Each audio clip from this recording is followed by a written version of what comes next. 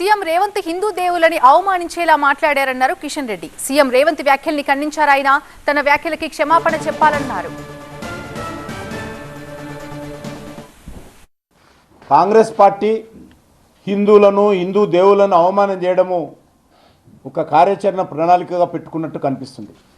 హిందువులకు సంబంధించినటువంటి దేవులను అవహేళన చేస్తూ తెలంగాణ ముఖ్యమంత్రి రేవంత్ రెడ్డి అహంకారపూరితంగా మాట్లాడినటువంటి మాటలను నేను తీవ్రంగా ఖండిస్తూ ఉన్నాను. ఇటీవల జూబ్లీహిల్స్ ఎన్నికల్లో కూడా అదేవిధంగా మాట్లాడేటువంటి ప్రయత్నం చేయడం జరిగింది. నేను ఒకటే అడుగుతా ఉన్నాను, అనుచితంగా వెటకారంగా హిందువుల మనోభావాలను కించపరిచే విధంగా ఈరోజు కాంగ్రెస్ పార్టీ వ్యవహరిస్తూ ఉంది.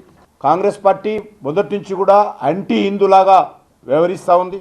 ఇప్పటికైనా రేవంత్ రెడ్డి నిన్న మాట్లాడినటువంటి మాటల మీద యావత్ హిందూ సమాజానికి క్షమాపణ చెప్పాల్సిందిగా డిమాండ్ చేస్తూ ఉన్నాను.